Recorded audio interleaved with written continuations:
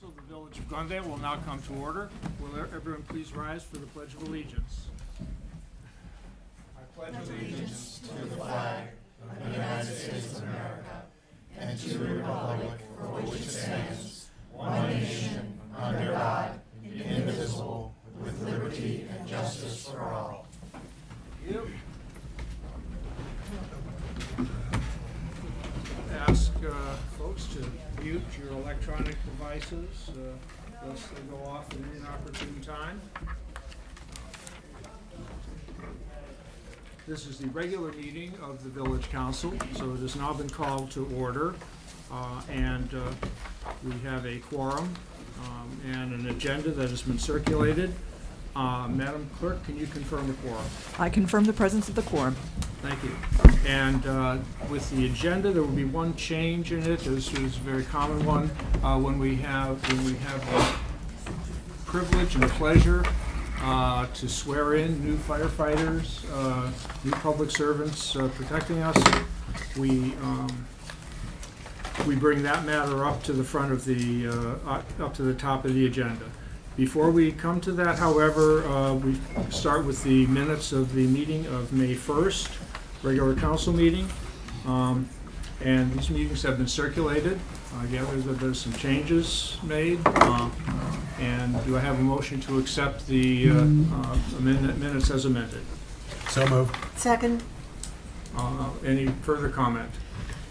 I will make one brief comment, and I apologize, I was a little late and looking it over and noticing a suggestion to Becky. It's a minor, it's a friendly amendment. It's a It's friendly fine. amendment? Yeah, it's good. Well, Okay. what is the friendly amendment? Hang on, Okay, let me- now I all need to friends find it. here. There should have been a not inserted. Yes, yeah, Um, it says, In the time when I was speaking last Yeah. month. Where is that now? Would you like me to read the section? I- I'm offering Yes. friendly amendment to? I've got it here. It says Okay. she expressed, Becky knows, that's she expressed concern about the lack of support as contributed. I'm sorry, Yes. where are you, Becky? Where are you? I'm under the 2023-19. Okay, so yeah. this is an ordinance. Yeah, it's ordinance 2023-19. It's probably the 6th or 7th paragraph. Starts with Ms. Baldrich. There's a sentence in there that says, the contribution does commit the village to installing, but it should say does not commit the village to installing. So that needs to be inserted in. Okay. Yeah. Do I have a motion for that amendment? So moved. Second. Any discussion? All those in favor of amending the ordinances? Yes, I'm sorry, Don, Yeah, of the yes. minutes. on page 5, Yes. a word is missing in the second paragraph, but again, it's a friendly amendment that's can be brought to Becky's attention without taking up time now. No, I think, we've got to do these things in public. So if there's a change, let's just get it out there. Right now, we have one friendly amendment on the table. The And second, I'd like to just, let's just vote on that one, and then we'll do another one. Okay, so the motion to amend, as suggested, has been moved and seconded. All those in favor say aye. Aye. Opposed? Motion carried. Now, on page 5, right? second paragraph, the last sentence reads, Glendale should receive in writing from the Village of Woodlawn any proposed action or plans regarding the Greenbelt property owned by Glendale. I think it should read Glendale should submit, or I'm not quite sure what Becky was trying to summarize in this one sentence here. But the notion was that we should submit our proposals through Woodlawn or somehow get their input or collaborate with them. I don't have a memory of what was said there. Well, this sentence just makes no sense. That's the Well, short it does of in the sense that we have wondered what Woodlawn might be interested in doing with this property. And so there was a thought that we should get some input from them. Well, that was not my thought. Okay? Wonder, I- Ms. Duke, did you did you have in mind that it would say something that Glendale should submit to the Village of Woodlawn proposed action plans regarding the Greenbelt property owned by Glendale? I think that's what I just said. Yeah. Yes. Could I ask to our clerk, because I know you go over these very carefully and you look, do you have a recollection of what was said mean, there was some- in this area? Yeah, there was some conversation about the fact that the village is the property owner and the property is not in the village. And then how do we engage Woodlawn in that? So that is what I recollect, not the details behind Okay. who should talk to whom. How do we engage Woodlawn? Yeah. Yes. Mhm. So if we said Glendale should engage with Woodlawn, the Village of Woodlawn, any, proposed action or plans regarding the Greenbelt property, It almost does it. That's fine. is that okay with? Glendale is should there- engage Woodlawn in writing. Okay. And do I have a motion for that change? So moved. Second. Okay. Any discussion? All those in favor say aye. Aye. Okay. The minutes have now been amended twice. Do I have a motion for the minutes as amended? So moved. Second. All those in favor say aye. Aye. Okay, we turn now to ordinance 2023-29, and this is the ordinance to swear in, to actually appoint Glendale volunteer firefighters. And I am going to ask that, I guess I read the whole title, I'm sorry. This is an ordinance appointing Glendale volunteer firefighters, establishing a one-year probationary period, and declaring an emergency. May I ask Assistant Chief Lerman to give us some background here? Sure can. First one I'll introduce is, if you just stand up right there, my clear name, Caleb Serta. Excuse me. Caleb was born in Cincinnati but raised in Texas. He and his family moved back to Cincinnati 2 years ago. Currently, he's a security guard at Great Wolf Lodge. Avid outdoorsman, loves fishing on the weekends with his family, and he's going to be attending Great Oaks Fire Academy this fall with them. So he'll be off and running as soon as that academy is over. The next is Zoe Asher Boba. Zoe's from Baltimore. Moved to Cincinnati this year. She currently holds her EMT card. She's nationally registered with that. Joined the fire service back in 2019 in Baltimore, where she served as an EMT on some Baltimore ambulances. So she comes to us with some very vast experience and knowledge in EMS. So we're happy to have her. And then Carrie Lerman. Perhaps, Mr. Lerman, you can not give this introduction. Okay. Understood. Yes. Ms. Lerman wishes to become a part of our building inspection team with the fire department. She has considerable experience in this area. I've talked with the chief about this. He is very excited and interested in having her come aboard. It is more than a similarity in last names here that prevents Mr. Lerman from being the one to actually describe her, but she has my hearty support here, and I have made the decision consistent with the rules of the village that the relationship between these two is not an impediment to her taking on this position. So do I have a motion for this ordinance? So moved. Second. Okay. And a motion dispensed with 3 reads. So moved. Second. Is there any further discussion? Madam Clerk, would you call the roll? For ordinance 2023-29, to dispense with the 3 reads, Mr. Bessel, Aye. Ms. Duke, Aye. Ms. Masenko, Aye. Mr. Basemith, Aye. Mr. Kreidler, Aye. Ms. Baldridge. Aye. For ordinance 2023-29, Mr. Bessel, Aye. Ms. Duke, Abstain. Ms. Masenko, Aye. Mr. Basemith, Aye. Mr. Kreidler, Aye. Ms. Baldridge. Aye. Thank you. Motion carried. And now I would ask our 3 new firefighters to step forward to make it official.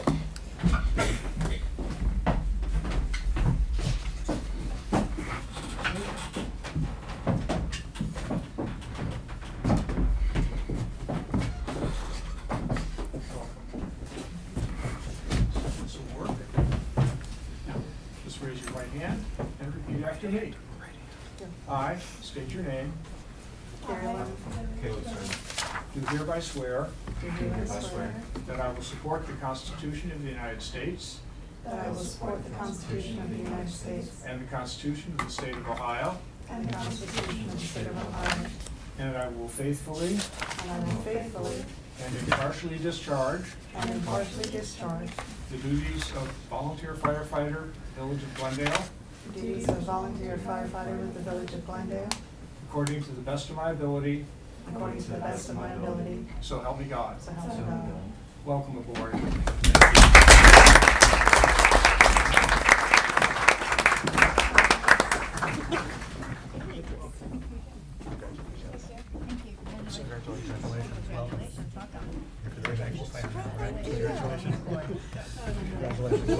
Congratulations. Get better.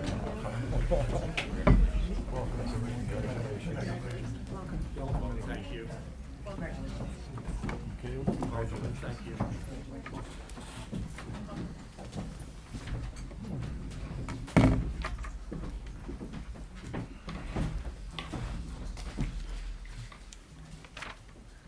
Okay, we now come to old business. No, wait, I'm sorry. We now come to the public comment and presentations part of our meeting. And I'm going to invite people to come forward who wish to address council. And we will, who would like to be first? My name's Dan Love, and I live on the corner of Albion and Hetro Lane. And Mr. Mayor and members of council, thanks for hearing my enthusiastic support for the feasibility study for the bike and hike trail in our general area. We're not sure yet where that would be. I have a unique perspective on this. I think I won my first bicycle race in 6th grade and was on a racing team in college and had a lot of fun with that. My wife's parents were the president of the Hancock County Bicycle Club, and so we've been bikers from way back. But I have a unique perspective in living in 2 communities that had successful hike-bike trails put in. My next door neighbor was a member of the Village of Wyoming City Council that spearheaded and saw to completion the Wyoming Bike Trail, Stan Streeter, whom I interviewed for over an hour last night. And I've practiced medicine in Hamilton for 37 years, and they have completed the trail there years ago that connected Fairfield with Hamilton. If anybody's not sure about the economic impact of a bike trail, go to downtown Hamilton around Markham Park, or go to Loveland, where the Loveland Trail comes through, and see all the support. Excuse me, Doctor, one moment. Upstairs, we limited comments to 3 minutes. 3 minutes, correct. And so I'm going to limit those comments to 3 minutes now. Sure. But what I learned from Mr. Streeter was their feasibility study not only involved the planning for the project, but it also allowed them to have 80% of that project covered by grants, and their village only needed to come up with 20%. This is what the families want when they come to the area. He said now when they list a house in Wyoming, they often put as a plus how far it is from the bike trail, which is what attracts young families to want to come in and ride on it. So I'd be happy to be available for anybody that has questions about that. Thanks for your time. Thank you. Next person. Tim Kilgore, Sharon Road. I may speak to a middle path, not to be taken as literal, but in regard to the location. Number 1, asphalt paving and green belt are a contradiction in terms. One diminishes the other. May I ask what the width of the paving would be proposed? I can tell you that this is a proposal for a study, so we don't have anything down on, Fair you know, enough. Thank you. on paper. So if it's 10 feet wide, which would be a bare minimum, I'm certain, in the approximately 1 mile long green belt, that would result in a footprint, an area the size of the footprint of our old house on Chester Road times 18. If it's 20 feet wide, it'd be the footprint of 36 houses in the green belt. Number two, as a walker of the green belt, I consider paving for vehicles there that is bicycling at speed a degradation of the walking experience that is already available to most people. And I would also consider it not an improvement on nature by any means in regard to wildlife and vegetation. Point three, Mr. Trumpy also gave me permission to characterize his very negative sentiment, so you'll hear it a second or third time now, regarding the proposal to route the trail through his property, which extends the full depth of the green belt, and he characterized the resistance of his neighbor as similar, so it would require, if run through his property, I believe, a taking.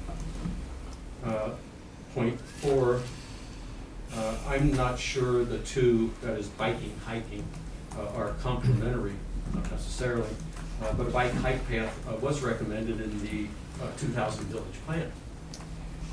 And I agree with that. You have about a minute. Thanks. But a vehicle path on already existing paving for vehicles makes obvious sense. Comparing two primary options for a bike path, either along Sharon Road or through the Greenbelt, the first promotes and the other is to the detriment of the environmental, economic, and land use goals of the 2000 village plan. Thank you. Next person?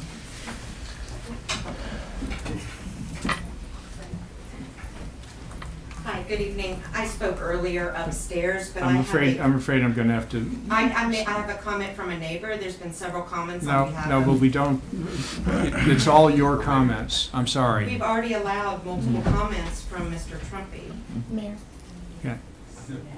Am I allowed to read a statement from a neighbor who is lives on Oak and is in support of the green space? 3 minutes a person.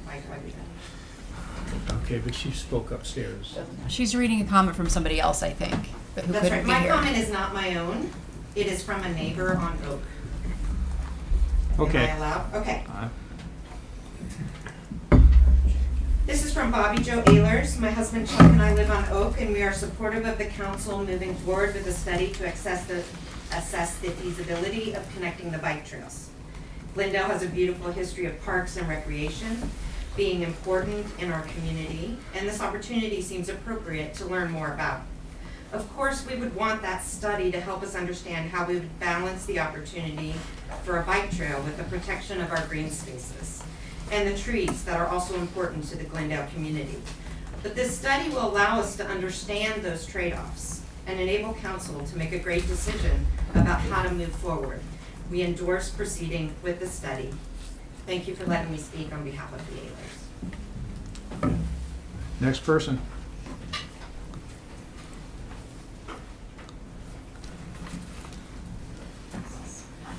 Hello, Linda Moravec from 12 Albion Lane, a resident of Glendale for 41 years. I appreciate the opportunity to ask a couple questions. May not be the appropriate. I had one for the coalition upstairs, but I don't know. I'm just going to ask, and then it may be a little bit rhetorical. All right.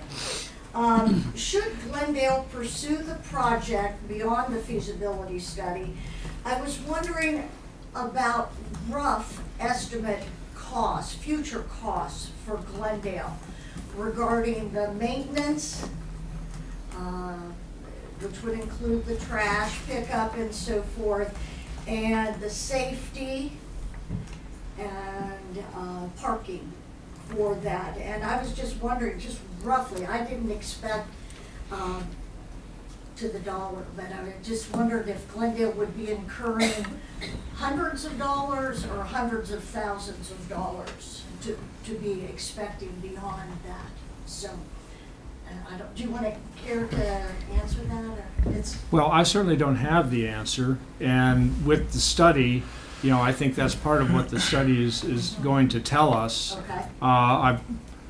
I'm a little, but, you know, we have some knowledgeable people in here. What I would ask is that our representatives of Tri-State Trails there may be other questions that come along here, and then save it for the end and respond to all of the questions that you feel comfortable responding to at this time. Right. Just a very rough estimate on that, based on past experiences. I appreciate that too. And a couple questions for the council here. At the last council meeting, there appeared to be some confusion about who would have the final say on details of this project, and should it be pursued. And I was wondering if that had been clarified, and if so, what was decided. You have about a minute. We will take that question Okay, also very later. good. And lastly, I just have a comment to make, and I want to express my sincere hope and concern that Glendale Village officials are careful and cautious not to lose control over changes, whatever they are. And we heard some great suggestions upstairs to this greenbelt space. And thanks again for your time.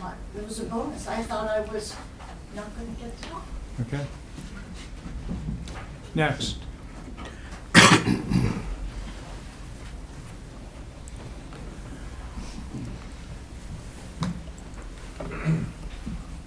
My name is Randy Green, and I live at 130 Oak Street, and I am speaking neither for nor against the potential pathway. I want to reflect on a little history.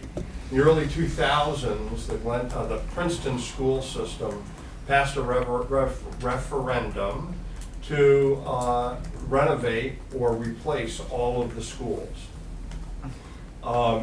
Certain organizations in Glendale, and then they put forth the plan to make that happen, and certain organizations in Glendale decided to that we couldn't be accommodated within their plan, and the result of that was the school system said, okay, we'll do every other school first and you'll come last.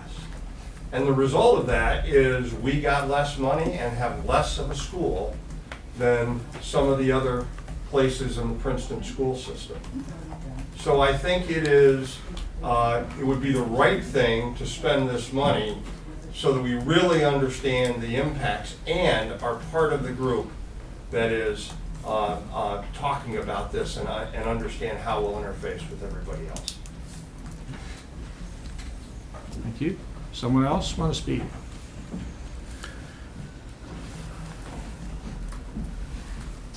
Mayor, I thought the time limit was based on the number of speakers we had upstairs, which was 20. But since you're the one that's in control, you call the shots.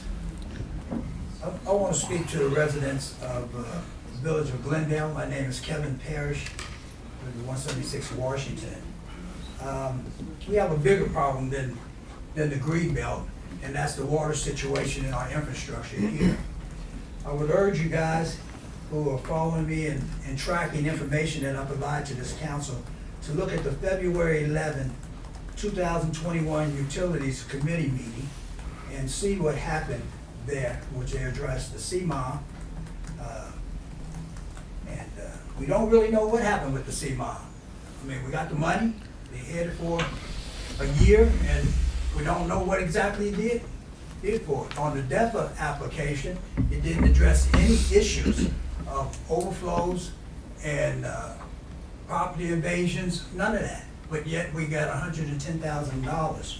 But residents, if you're interested in tracking the history of the village of Glendale and their violations, you can put a public records request in at the EPA, which is the Southwest Division, which is in Dayton, and they will give you all of that. You should start at 2005. In 2005 report for the Village of Glendale, it was urged for them to concentrate on the water treatment plant that we have on Sharon because it was inadequate. It could not handle the amount of water that was coming through there at that time. Since then, they've done nothing to address that issue. In my battle with the Village of Glendale, my lawyer put in for a request for maintenance records. There were no maintenance records available for 40 years. None. That is part of the Parish versus Village of Glendale. You can see that in that paperwork. When Princeton opened, we had E. coli in our system at very, very, very, very high levels, and the public was not aware of it. You can put in that request for the EPA, and you will have volumes of documents, not my documents, EPA documents, because that is what is necessary to see exactly what's going on here. We have neglected to address our infrastructure. We're putting meters on disintegrating pipes, 70 years out of date. What kind of liability issues do we have when the certificate of certification is only for 50 years and we're 70 years past that? I don't know. I mean, when you get a car after 100,000 miles, and if you don't get some very good insurance, then you're very liable. That's what we have here at the Village of Glendale. And putting new meters on messed up pipes is not going to change a thing. People should be concerned about their water bills. Everybody's water bill is extremely high, and they should be concerned about the quality of water. Going on 6 years now that we have these water invasions and people cannot dry their basements, and mold is only one issue of what is going on in your household. When it comes up to 7 years, you should investigate what the long-term exposure of this type of contamination does health-wise. Thank you. Next person wishes to address council.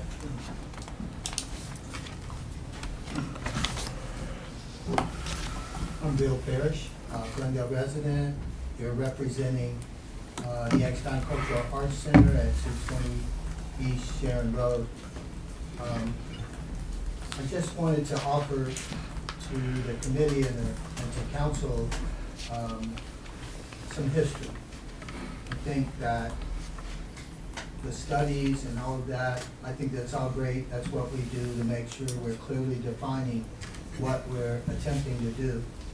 I think I'd like to offer you to look at the history of this village. It's a planned community. It was designed as a part of the Underground Railroad by abolitionists. That's part of who we are. So I think there's a sacred part of this whole thing that begins with the state of Ohio. What are they going to approve us being national status, the only village in the United States of America that was a planned community. This was planned. Everything about this village was planned when it was completed in 1855. It didn't start in 1855. It started in 1852 where they started putting all this together because it took years to put it together. Planned the trains, planned the canal, planned the tunnel systems that run through our village. And now we're talking about green belts that were designed as a health buffer, an environmental health buffer for this planned community. So I want to offer some sensitivity to that because I've done a lot of research over the last 8 years on the village of Glendale, deep research that we are living in a much bigger community that we can even imagine. And I'm hoping that through this process, we can realize that we can't destroy the environment for a walking path and some other things that for the livelihood of this village. We have to take a good look at that and check our conscience, because some of us in this village are still a part of that legacy. We have the Proctors, the Nippers, Sawyers, we've got Birchenows, Carruthers, we got names that go on and on and on. That was a part of the original part of it. The Cook family, who was here in 1783. Jack Cook, an eight-time great, who Mr. Cook, the original Mr. Cook, knew John Chapman, Johnny Appleseed, hung out with him, who some of us know as a fictitious character, but he was a Swedenborgian who was actually part of this village. So I bring you this history because it's important for us to start there and understand what preservation, real preservation of a historic village, it starts with the contributions of some people who were selfless, but didn't like slavery, didn't like any of that, and decided that they would make this a central station, where a safe place for people to come who were trying to move north to freedom. So I share that with you just as a precursor to what you're doing. Maybe some of it will register with you of what this really is, what this village is really all about. I've been here, my great-grandparents settled here in 1923.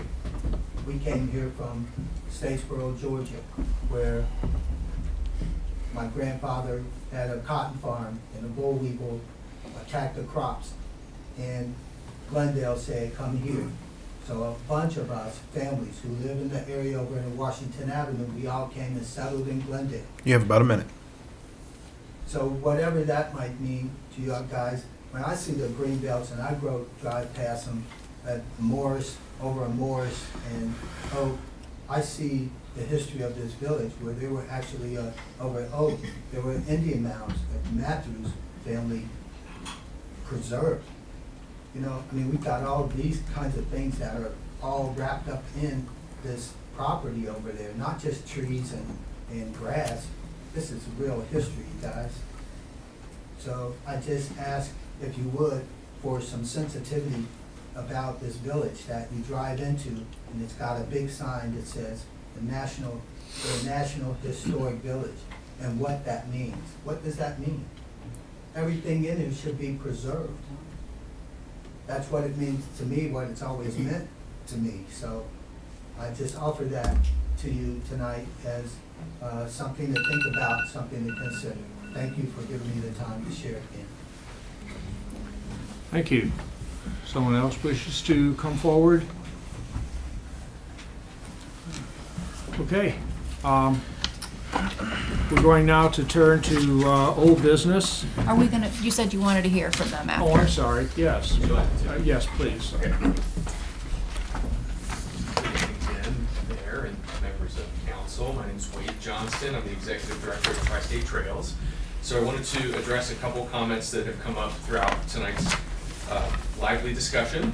The first is the impact on the ecosystem of the Greenbelt, and the idea that it could destroy the trees and vegetation.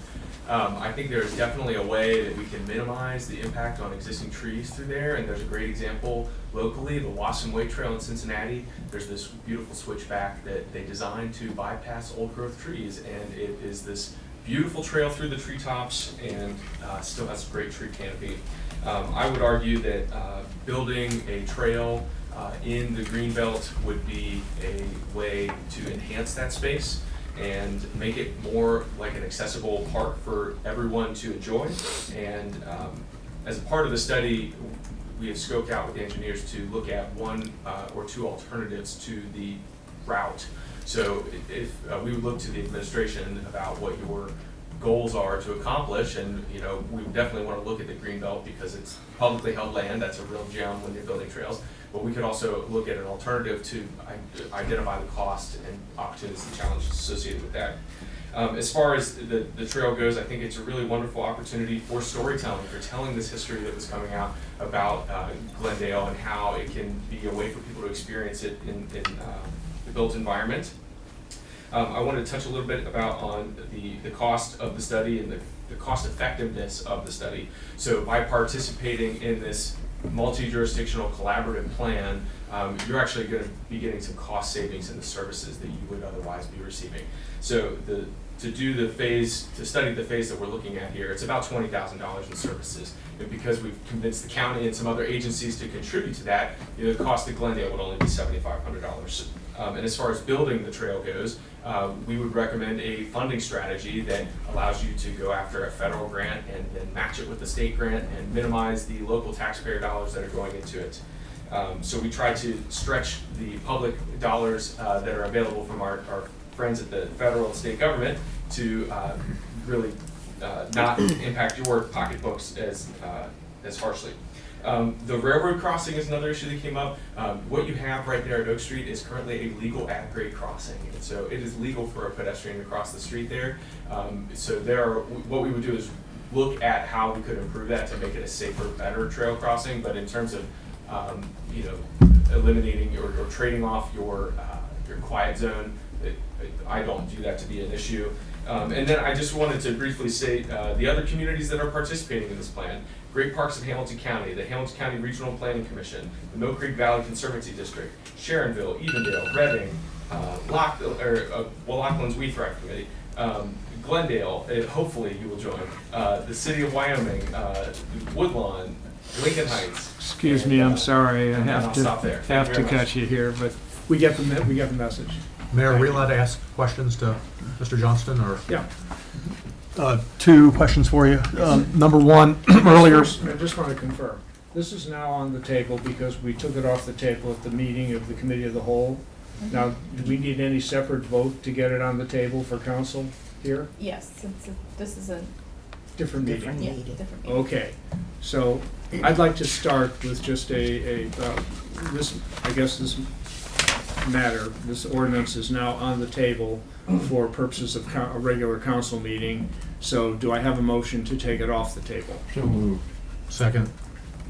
All those in favor say aye. Aye. Opposed? Okay, motion carried. Now this is council's opportunity to consider, speak. If there are questions they have, by all means, put them forward. Thanks. First question, when it goes, ideally the path that you see now, it would hook back up at Sharon and Chester after it goes through the landmark property. Is the only option you see through Sharonville would be going down Sharon across from the Ford plant? No, again, this is where we would be looking at the route that we've identified and trying to find an alternative to it that would give us something to compare to for cost and feasibility. But one of the maps we have shows it going down Correct. Sharon. Yes. But there could be another alternative. Correct. Okay.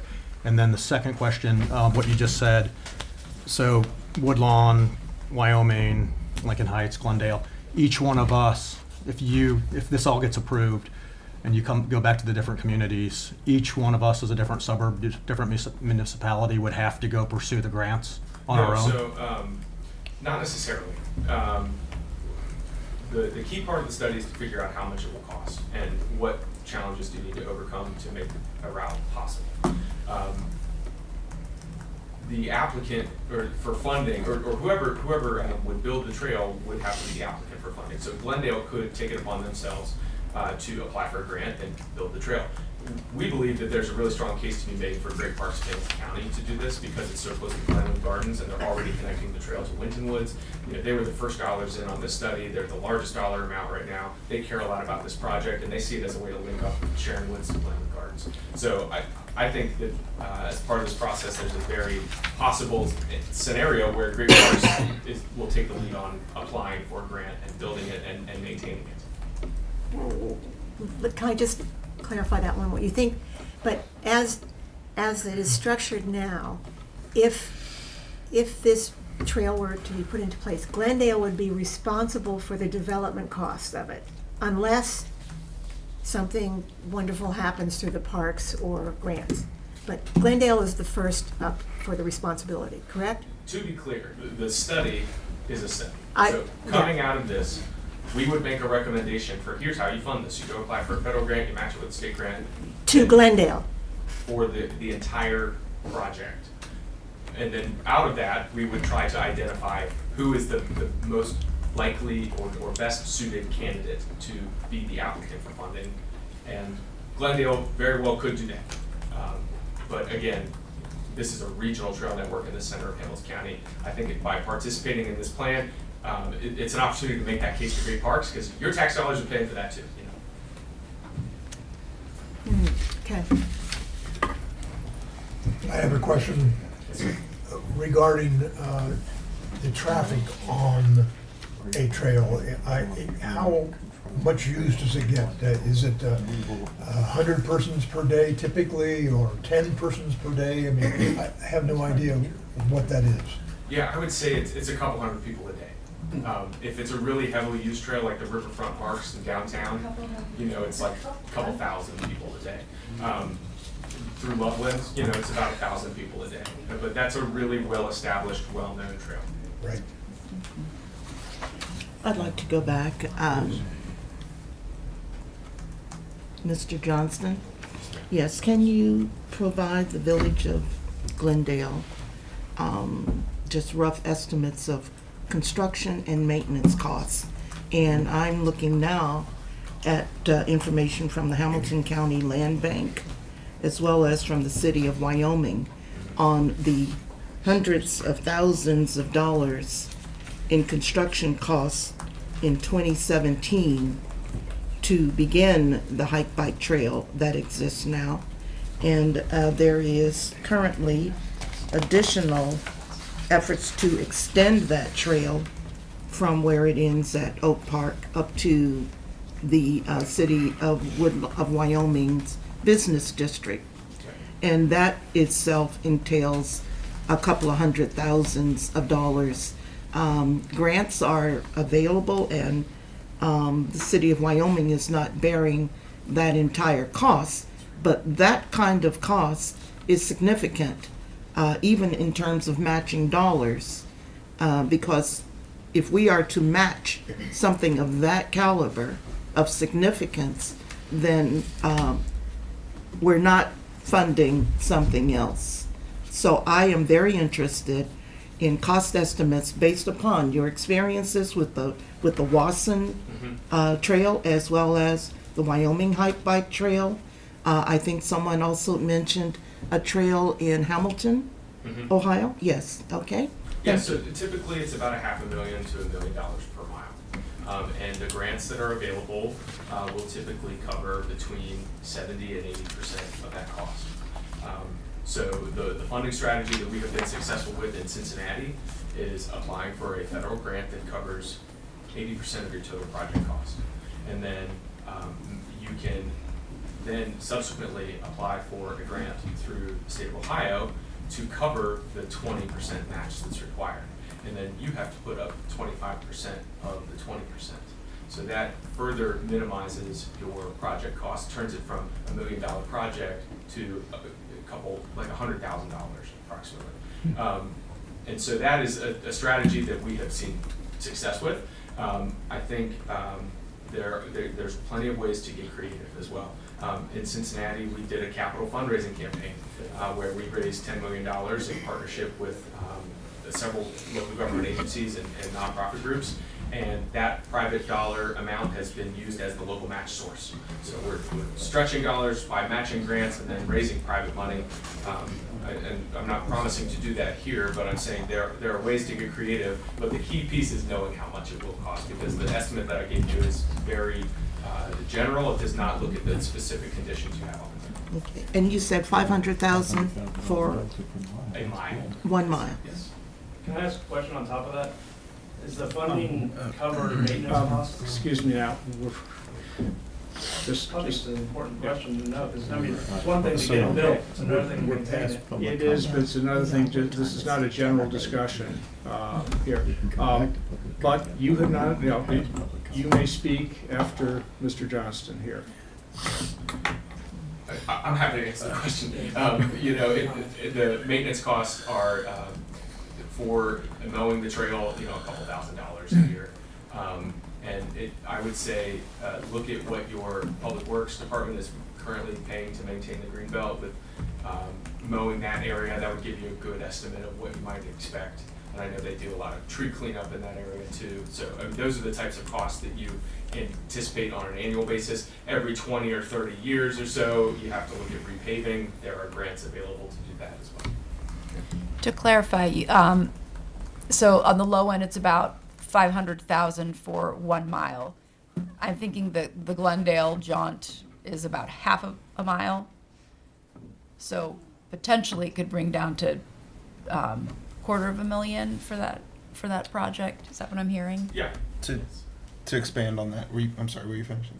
To expand on that, using an example of $1 million, if it is matched 80-20 and the village would be responsible for 25% of 20, that would be a $50,000 bill to the village. At the top end of $1 million. At the top end for $1 million for a mile.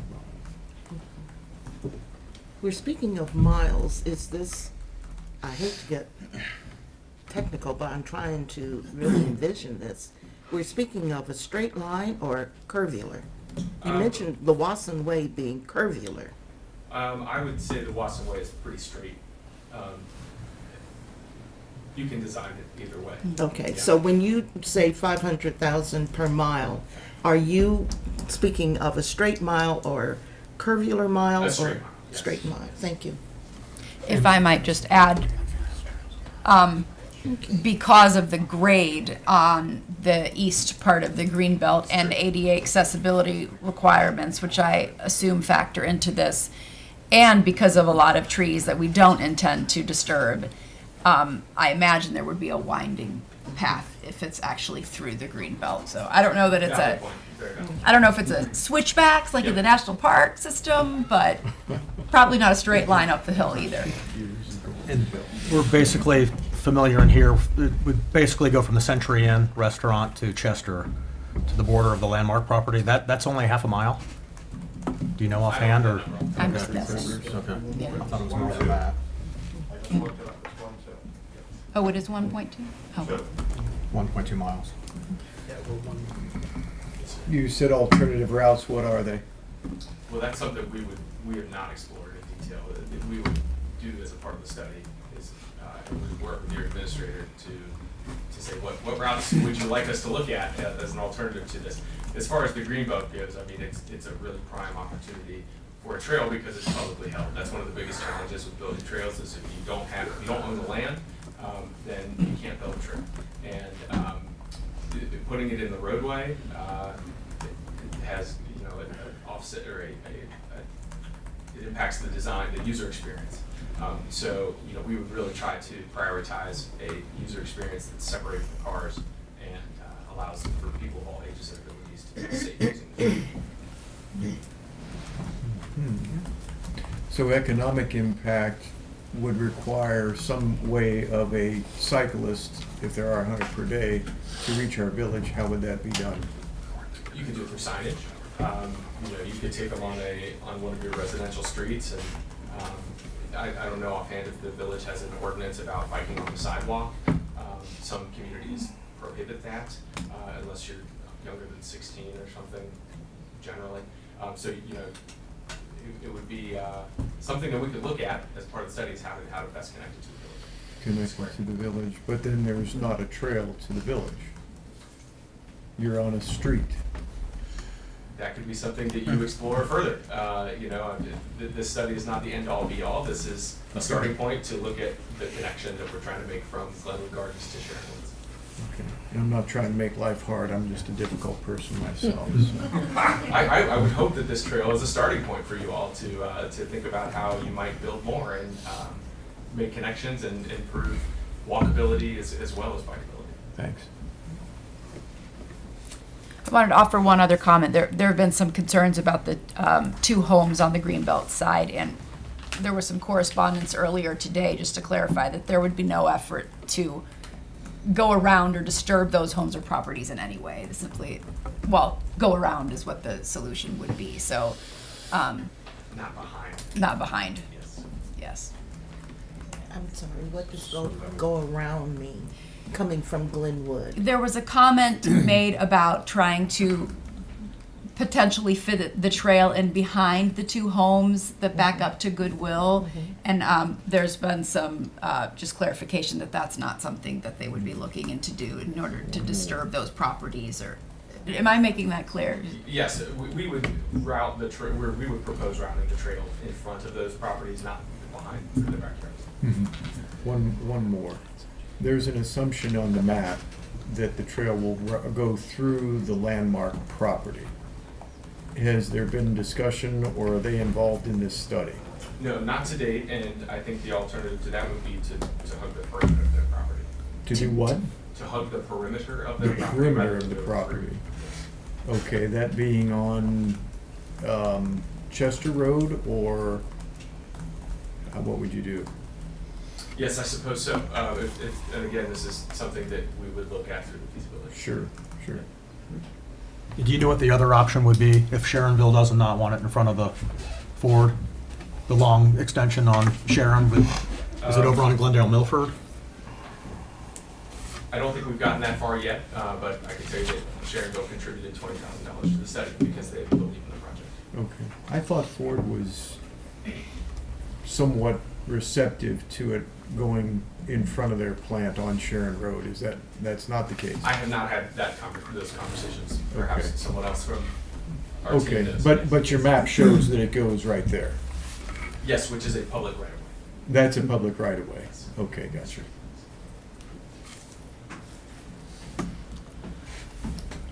Further discussion? Thank you. Thank you. Thanks. Thank you.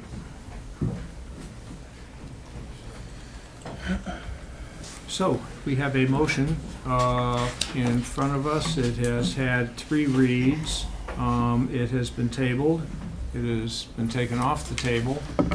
I don't think we need another motion to consider it, do we? No. Okay, so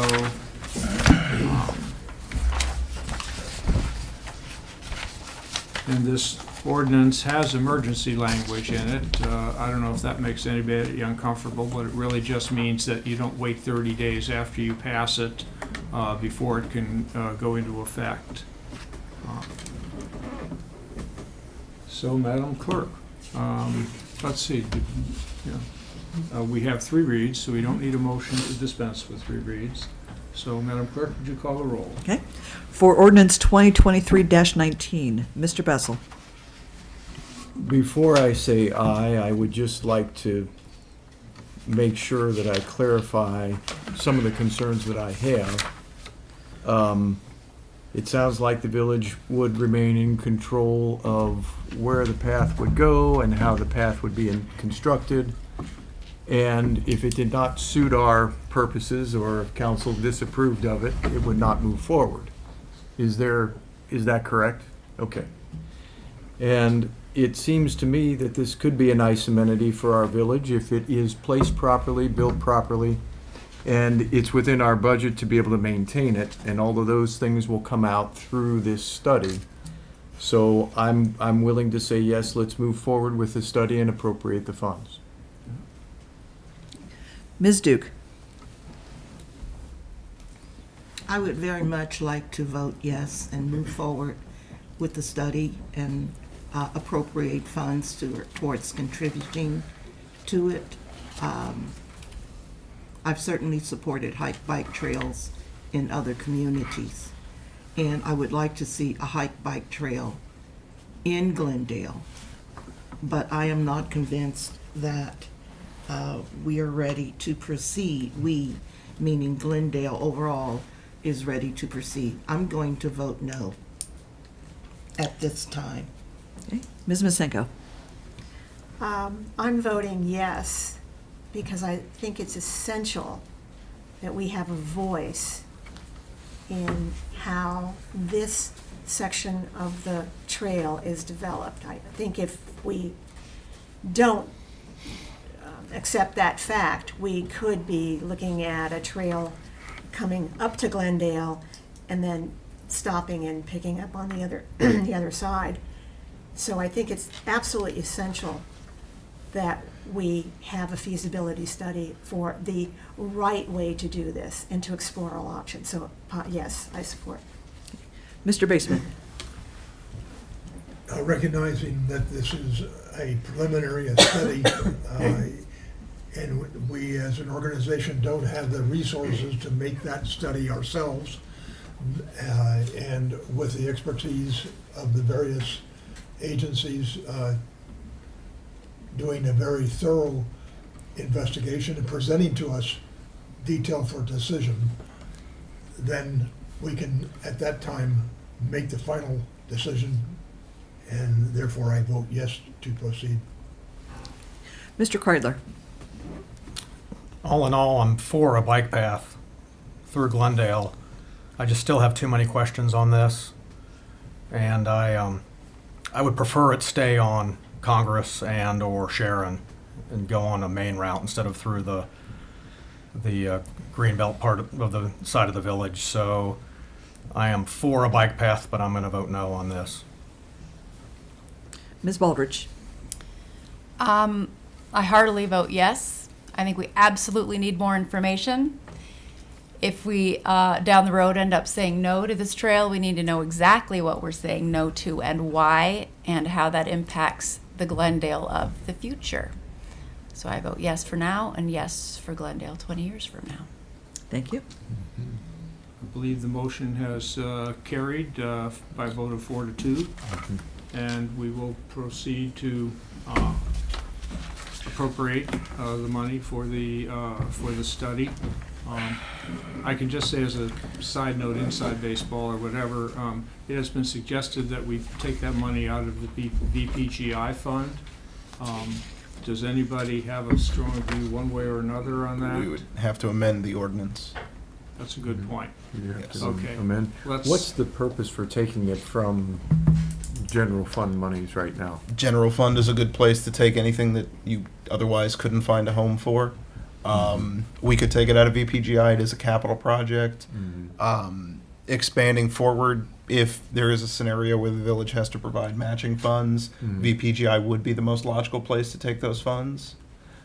So it could be that the funds are taken from VPGI for this study, but The study is a capital project? the bike trail would be. But the study. Well, the study is considered part of the part of the capital project. So just as engineering for utilities or Okay. street projects are included. But you could change it at any time. I mean, you could switch. But for now. Well, For now, or is this Well, let me offer an alternative. Jumping Reserves? ahead in the meeting, we have, as you've seen in the financial report, a substantial amount of interest that's being posted into the general fund. That is actually coming from our investments, which was previously being set over to the VPGI fund. So now we could, without making any changes to this tonight, just sort of earmark that 7,500 as coming from that investment interest. Therefore, it would have come out of VPGI, but for the time being, it's content to come out of the general fund, and then at the end of the year, when we transfer that interest, save the 7,500 to, say, repay VPGI for paying that expense. That makes sense. Good solution. Why don't we do that? okay. And then it's effectively from VPGI. Correct. All right, thanks. Same end. Perfect. Thanks, David. Okay. We turn now to new business. Ordinance 2023-22. This will be an ordinance authorizing the administrator to renew health insurance with the Center for Local Government Benefits Pool, said program a public insurance pool not subject to public bid, and declaring an emergency. Mr. Lunston, can you give us a little background? Certainly, thank you. It is with a heavy heart that I admit that our years of 0% renewals on health insurance have come to an end. We had 0% in 21 and 22, but this year we're looking at 7.5% increase. We budget for 7, so I don't have any concerns about making this work with current appropriations. Just as a point of, what's the word I want to use, interpretation, I guess, averaging out this increase over the last 3 years comes to an increase of 2.5% per year, which I think is a pretty reasonable, not as good as 0, but still pretty reasonable increase. So, again, recommend that we continue to participate in the pool with the Center for Local Government. Do I have a motion for the ordinance? So moved. Second. And a motion to dispense with 3 reads? So moved. Second. Further discussion? David, last year's was 0%. That was and it jumped to 7.5. Yeah, they're catching up. Yeah, I figured. That was too good a The story pool, last the year. pool. I mean, for what it's worth, the pool is very healthy. So we're doing very well against the overall market. No further questions? Madam Clerk? For ordinance 2023-22, to dispense with the 3 reads, Mr. Bessel. Aye. Ms. Duke. Aye. Ms. Masenko. Aye. Mr. Basemith. Aye. Mr. Kreidler. Aye. Ms. Baldrige. Aye. For the ordinance, Mr. Bessel. Aye. Ms. Duke. Aye. Ms. Masenko. Aye. Mr. Basemith. Aye. Mr. Kreidler. Aye. Ms. Baldrige. Aye. Thank you. And the ordinance is passed. An ordinance 2023-23, an ordinance authorizing the administrator to continue to implement a health savings account plan with Health Equity as the administrating agent and authorizing funding of $2,000 of the family deductible and $1,000 of the single deductible toward eligible medical expenses incurred by employees who have complied with the annual wellness assessment and declaring an emergency. Mr. Lumsden. Thank you, Mayor. This ordinance is the same ordinance that we have been passing with this collection of health insurance renewals. Nothing has changed from last year's HSA distributions. Do I have a motion for the ordinance? So moved. Second. And a motion to dispense with 3 reads? So moved. Second. Okay. Discussion? Madam Clerk? For ordinance 2023-23, to dispense with the 3 reads, Mr. Bessel. Aye. Ms. Duke. Aye. Ms. Masenko. Aye. Mr. Basemith. Mr. Kreidler. Aye. Ms. Baldrige. Aye. For the ordinance, Mr. Bessel. Aye. Ms. Duke. Aye. Ms. Masenko. Aye. Mr. Basemith. Aye. Mr. Kreidler. Aye. Ms. Baldrige. Aye. Thank you. Ordinance passed. Ordinance 2023-24. An ordinance designated the employee and employer contributions toward health insurance premiums and declaring an emergency. Mr. Lumsden again. We're halfway through. Nothing has changed from the 2022 ordinance here. So same percentage distributions. Do I have a motion for the ordinance? So moved. Second. Motion to dispense with 3 reads? So moved. Second. Okay. Discussion? Madam Clerk? For ordinance 2023-24, to dispense with the 3 reads, Mr. Bessel. Aye. Ms. Duke. Aye. Ms. Masenko. Aye. Mr. Basemith. Aye. Mr. Kreidler. Aye. Ms. Baldrige. Aye. For the ordinance, Mr. Bessel. Aye. Ms. Duke. Aye. Ms. Masenko. Aye. Mr. Basemith. Aye. Mr. Kreidler. Aye. Ms. Baldrige. Aye. Thank you. Ordinance 2023-25.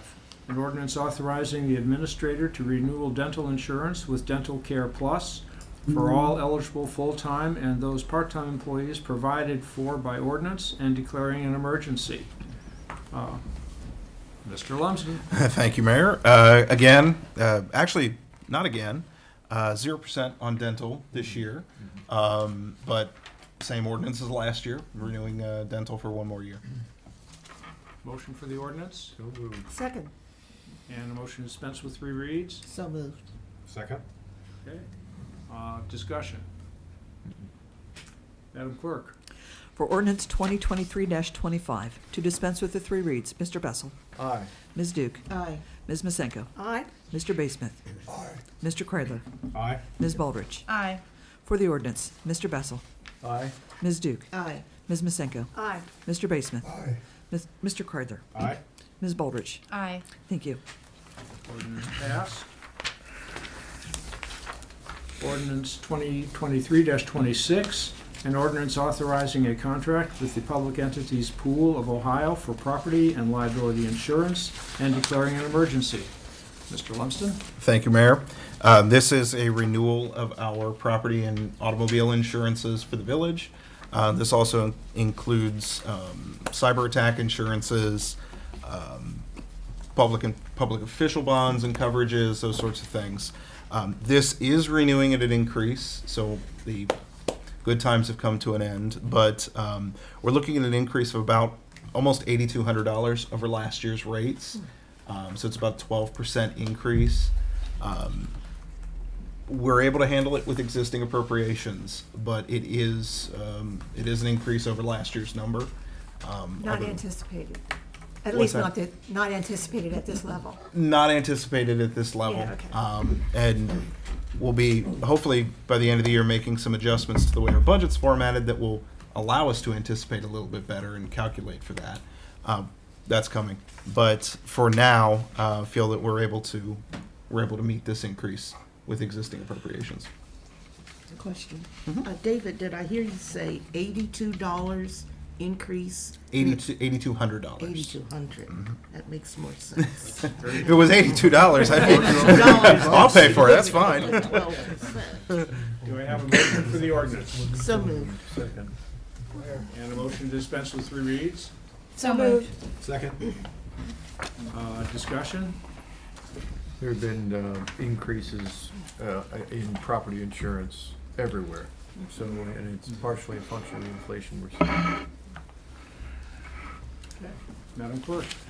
For ordinance 2023-26, to dispense with the 3 reads, Mr. Bessel. Aye.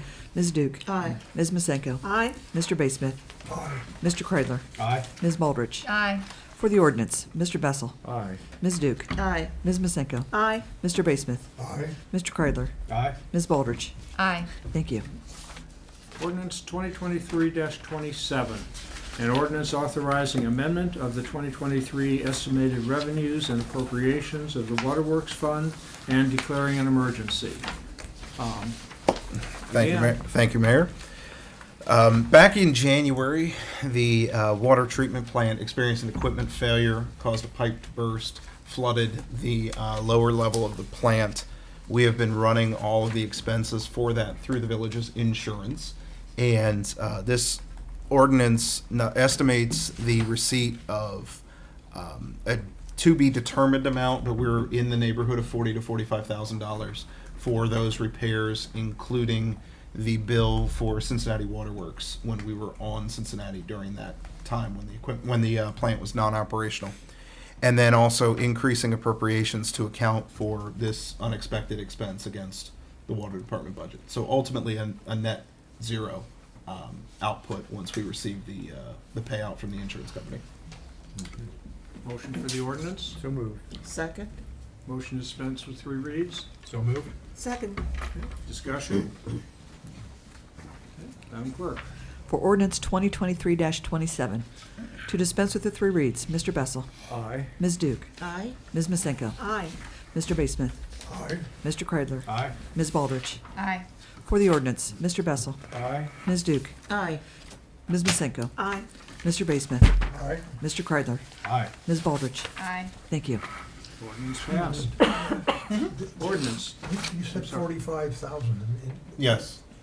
And it's 4,500 on, is it not? You said 40 to 45,000. No, it's Oh, my apologies. I remember it's 4,500. Thank you. I thought that was awfully low. I wish. Okay. Returning to ordinance 2023-28, an ordinance authorizing amendment of the 2023 appropriations of the sanitary sewer fund and declaring an emergency. Mr. Lumsden? Thank you, Mayor. This is a bit of catch-up. We had an outstanding bill from the company that was doing our water, sewer, and storm sewer locating as part of the CMOM project. So, unfortunately, contrary to some of the things that have been said this evening, we are, in fact, expending the money that we've received from the $89,000 in loan funding from the state for the CMOM project. We've received the funds for this expense already. We received them at the end of the year in 22. We were waiting on completion of the project before paying them out to the vendor. So this appropriation allows us to pay them out to the vendor. Question. Yes. Did you paying it out to the vendor, is the project completed? The locating is about 95% completed. We have the online interface. There are a few valve boxes and odds and ends that they're still working to locate, but we believe that the project's substantively complete. Yeah. I'm just questioning payment before full completion. the project is complete in the village's eyes. There are a few, like I said, there are a few pieces here and there that need to be located that we have on the schedule to be located. Do you have a motion for the ordinance? So moved. Second. Motion to dispense with 3 reads. So moved. Second. Further discussion. Madam Clerk. For ordinance 2023-28, to dispense with the 3 reads, Mr. Bessel, Aye. Ms. Duke, No. Ms. Masenko, Aye. Mr. Basemith, Aye. Mr. Kreidler, Aye. Ms. Baldridge. Aye. For the ordinance, Mr. Bessel, Aye. Ms. Duke, No. Ms. Masenko, Aye. Mr. Basemith, Aye. Mr. Kreidler, Aye. Ms. Baldridge. Aye. Thank you. Ordinance is passed. We have already passed ordinance 2023-29, appointing the new firefighters. So we turn to resolution 2023-12, a resolution approving the update of the solid waste management plan of the Hamilton County Solid Waste Management District. Mr. Lumsden, Thank last you. one. Thank you, Mayor. This resolution, as was circulated by email and also through the Friday newsletter, is would represent the village's approval of the Hamilton County's update to the solid waste management district plan. They update it every 5 years. It's a 15-year plan. Includes things for increased services for recycling and compost awareness, adjusting how the county calculates the recycling initiative money that we receive every year, about $7,000, trying to adjust that to better align with what people actually recycle, as far as like cardboard or bottles or those sorts of things. So Hamilton County has asked all municipalities that participate to approve by legislation the plan before they submit it to the federal government. Do I have a motion for the resolution? So moved. Second. Okay, there's no need to waive 3 reads. Is there any discussion? Madam Clerk. For resolution 2023-12, Mr. Bessel, Aye. Ms. Duke, Aye. Ms. Masenko, Aye. Mr. Basemith, Aye. Mr. Kreidler, Aye. Ms. Baldridge. Aye. Thank you. We turn now to the reports from the mayor, village administrator, standing committees, clerk, and treasurer. I'll begin with the mayor's report. There were no deaths or births reported to the village office for last month. Memorial Day was held on May 29th, and once again, we had a parade and ceremony. I know that's normal, but it feels so great to be able to say it, having gone without for a couple of years. So we're back to normal now. The weather was nearly perfect. I just have to give a shout out and thanks to the residents Hildy Bonhouse, Ann Foster, and Lisa Spalding, who organized this whole event and did a superb job. It came off flawlessly, and it was just a wonderful day. Some of you may have heard that one of our veterans, Bill Carruthers, who has been in the parade and ceremony for 60 years now, took a fall during the rifle salute. I am happy to report that he is fine now, other than what he reports as serious bruises to his ego. And he sends his thanks, importantly, to the Glendale Fire Department EMTs who responded so quickly and promptly to provide care for him. And he's back in the saddle. We are installing the new water meters, and I'm going to leave the details of that to our administrator in the utilities report. The next big event day in Glendale is going to be Sunday, June 25th. In the morning at 11 o'clock, we begin with the Glendale Collectors Car and Motorcycle Show, and that goes until 4 o'clock in the afternoon. And then very quickly on its heels, the Cincinnati Civic Orchestra will perform, and it will start at 6:30. And it's always a great day to look forward to. Finally, I would just remind everybody that the council meeting, the July council meeting, is not going to be on the first Monday of the month. That is because the first Monday of the month is July 3rd, and that is the day before July 4th, and we anticipate that a lot of people would have problems making that day. So the meeting will be held the following Monday, which will be July 10th.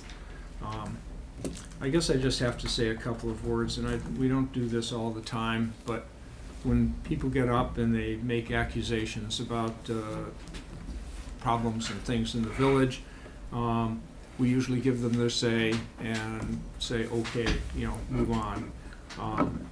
But sometimes we just have to say something.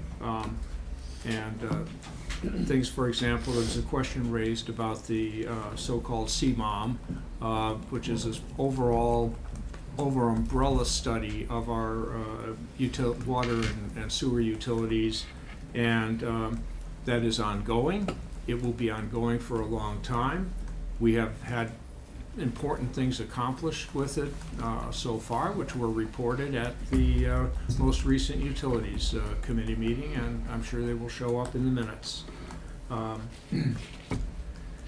It was said that we had done nothing to address problems with our wastewater treatment plant. Again, other than putting two old clarifiers back online so they could handle more wastewater, yeah, we have done things. With that, I'm going to turn it over to Mr. Lumsden. Mr. Mayor? Yes. Before turning to Mr. Lumsden, I ask you and the council if we can recognize the passing of Glendale resident Jenny Babiak. Oh. It may not have been reported to the village office, but there were a number of Glendalians at her funeral. Oh my. Well, I'm sorry we missed that one. Now, saying a word about Jenny. Jenny and her husband Jeff are ardent supporters of the national parks. Jenny was a member of the Village Gardeners of Glendale. She was captain of the team of gardeners that planted flowers in the square and managed the village square for the last 2 years, including the years of COVID. Lastly, I'd like to emphasize that up until her death of cancer, she and her husband Jeff were preparing to go to the village and lead us gardeners in planting flowers in the square. Jenny never gave up. This was emphasized by her children and her husband, and I ask us to recognize her. We will recognize it with a moment of silence.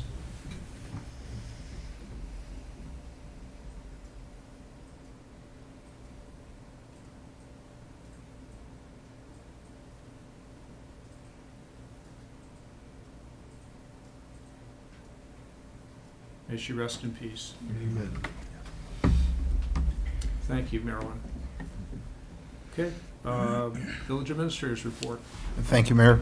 The village has signed a renewal on the electric aggregation program.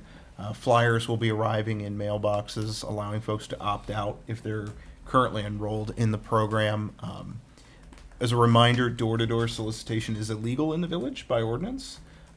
If anyone comes to your door, or if you hear of anyone, neighbors, friends, who have somebody come to their door, please call the police department or the village office as soon as possible. Fortunately, we've heard of a few of these where folks have called us the day or two after the fact.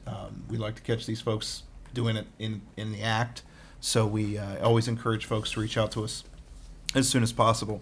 The aggregation is a pretty significant savings relative to the rest of the energy market over the Duke price. Information is available on the village's website about the program. As the mayor said, the meter replacement project has started, albeit slowly. We started with 13 of the village's buildings, park, restrooms, those facilities, with water meter replacements. We're working to get those online with the online system and the contractor Newman Plumbing. So if anyone receives notification, door hanger or letter from Newman Plumbing, that is legitimate. They are doing work on behalf of the village to install meters. We'll be working here later this month to get those meters installed. Kevin Bell and I completed the Xavier University Public Sector Leadership Certificate Program. It was a 4-class session down at Xavier, all-day courses taught about leadership styles, crucial conversations, those sorts of things to assist us in leading our respective departments. And we're going to be looking to sending additional employees to that program next year as well, so we can get folks better trained on managing their teams and their departments and the village staff. And finally, we have a Board of Appeals meeting that's scheduled for 6/13 at 4 p.m. That meeting will cover two topics. There is a request for an appeal. There's a property in the village that was operating as a short-term rental. They've appealed the decision that they are not allowed to do that. So that will be appearing on the agenda. And then additionally, the village will be making application for a variance to perform a lot split. Council approved an ordinance a couple months ago to do that work. The lot size is non-conforming according to our code, so we are pursuing a variance to make sure that that's set in stone for the future, to make sure that lot is deemed as appropriate. So, unless there are any questions, that's my report. Thank you. Madam Clerk, would you call for the committee reports? Finance Committee, please. The Finance Committee did not meet. We will probably schedule a meeting once we get past the half-year mark, likely late June or early July, to review where the village is on a semi-annual basis. That's the report. Thank you. Fire Committee, please. The Fire Committee did not meet, but we have a meeting scheduled for July 11 at 3 p.m. With the purpose of catching up on the new operating software system that they're dealing with. Bless you on that one. And hoping to get a bit of an update from Division Chief Tony Romano on his work identifying some of the high hazard risks in the village. It's a really interesting project that he's doing. Other than that, I will turn it over to Assistant Chief Lehrman. Thank you, Nancy. You all should have received our report. I believe Division Chief Adam Heigl sent that out on Sunday afternoon. Just a couple noteworthy items. Our runs were up just a slight tick over last month. We contribute that just to the change of season and folks being out more often with the weather and the season changing, like I said. Like Nancy had mentioned, our new software program did go live for us the first of this month. So it's training people on the new system and putting in the reports. One thing that the chief put in his letter to you folks, that there may be a little bit of lag in getting our run reports to you and the information just based off of this new system and us trying to pull that information out. So hopefully we can talk about that at Fire Committee. But we'll do our best to get you the same information that you've been used to over the years, but there may just be a little bit of change. But we'll certainly work with you on that. That's it. Thank you. Thank you. Thank you. Laws and Claims, please. Laws and Claims did meet, and we recapped the few rules, which we'll look closely with and work with the solicitor further on, and have administrative matters on the agenda. Another Laws and Claims Committee meeting will be scheduled in the coming weeks. Thank you. Police Committee, please. Police did not meet, and Chief Walsh is on vacation, so I'll turn it over to the lieutenant. I'm Lieutenant Keast, for those of you that don't see me that often. May was quite a busy month. We had 5 burglaries, breaking and entering thefts from the area of Little Creek. Today, Sergeant Barber, working alongside with Montgomery and Indian Hill, we believe that we've solved all of those today. With the use of Montgomery and Indian Hill's flock cameras, which we would hope to get here hopefully next year. For our village, a couple noteworthy ones, $14,000 worth of photography equipment was stolen on Little Creek. Check was stolen, and then cash for $7,400. There's also one that's unreported. We have the evidence from a home on Little Creek, but the resident never reported their house being burglarized. We're waiting to make contact with that resident. They have not contacted us. We have left notification at their residence. We did have a vehicle stolen off of Annandale, a Kia. It was recovered today. Evidence inside will be sent to the lab for DNA testing. And Sergeant Barber, again, contacted Kia, and they will be sending us the locks for Kias. If anyone owns them in the village, can come down to the police department and get them. Got one in the mail. When Sergeant Barber went down to Kentucky to look at the vehicle, the tow yard that it was at showed him how quick and easy that they can go. Lieutenant, may I ask, since burglaries are so extremely rare in the village, can you give any more details on sort of time of day or things that would be helpful for residents to know in terms of preventing? They varied times a day. We've looked at several ring cameras, and they weren't all in the same day. We had one on the 5th, the 11th, 28th, 30th, and the 31st. They've all varied, but they seem to. Our suspects that we have identified, they'll go into the house and they're actually taking pictures of the interior of the house. Is how we've caught them. In personal information, social security cards, credit cards. They're taking pictures of those, and that's how the suspects were identified today. Well, that seems somewhat coordinated. We have more than 2 suspects, so. And we don't think all of them were at each house. They seem to have been working together or Yes. known each other. Mm-hmm. Quick question, were these breaking and entering? Or there was a breaking and entering into the house? Some of them are breaking and entering into an unoccupied structure like a garage, and some of them were actually burglaries into the residence, however, nobody home. Okay, so it's not a repair man taking pictures. Thank you. Public buildings and historic preservation, please. Public buildings did not meet in June. I'm sorry, we're in June. May. Do you think we need to meet about this project out with the tile? We need to meet anytime soon, or can that? I don't know. I haven't gotten any additional information, so I'll follow up with you, and we can maybe July. Okay. That's it, Becky. Okay, thank you. Recreations and playgrounds.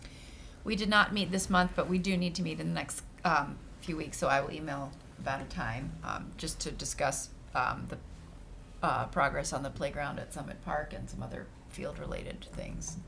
Okay. Streets, public improvements, and lights, please. The Streets Committee did meet on the 23rd.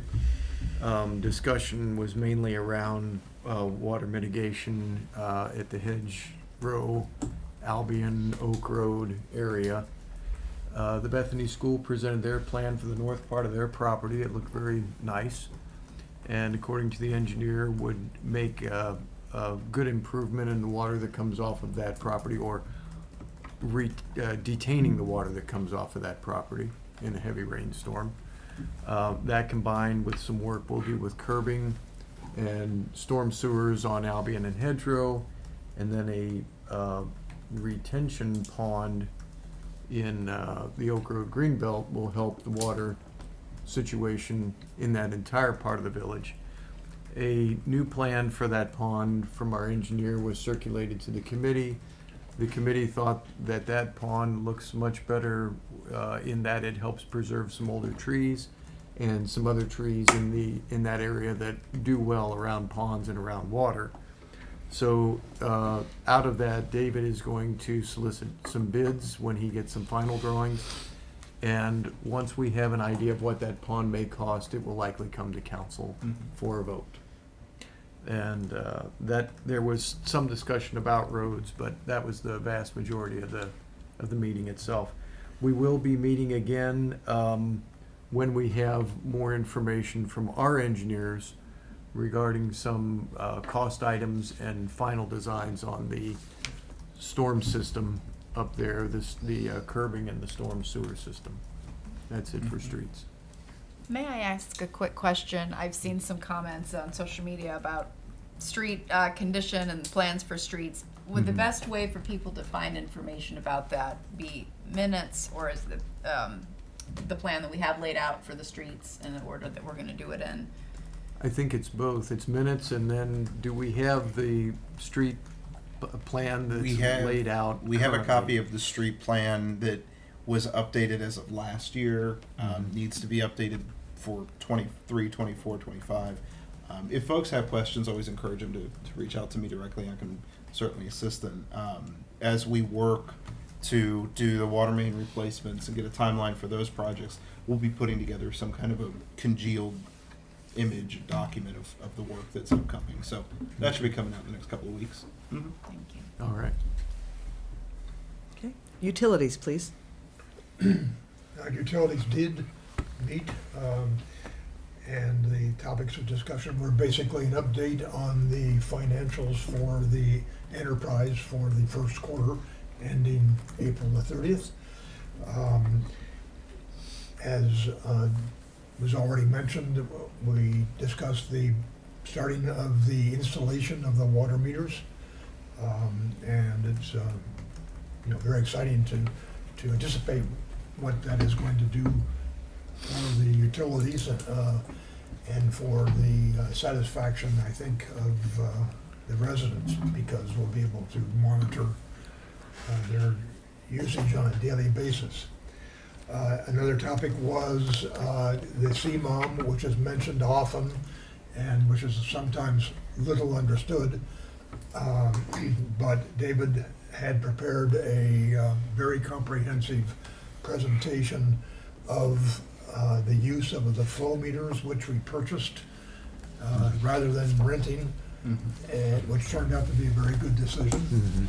And those flow meters, I think, were installed a total of 14 locations. And if you have an opportunity, take a few moments to look at that presentation that David prepared, because it gives you a very thorough idea of how we're approaching the I&I problem, which has been addressed, which our hands have been slapped in the past for that problem, and is now being very quickly addressed. Thank you. Thank you. Thank you. Reports from the clerk and treasurer. Madam Clerk? I have no report. Mr. Treasurer? I've passed out my investment report to council through email. Happy to announce that we're still getting 4.5 CDs for 5 years. So that's still kind of encouraging. So we'll continue to buy as many of those as we can when things mature at 0.6 and 1%, because we still have CDs at that rate. So those were the days that were not very good. Yeah, the bad old days. That's it. And I believe we have all received 2 finance-related reports.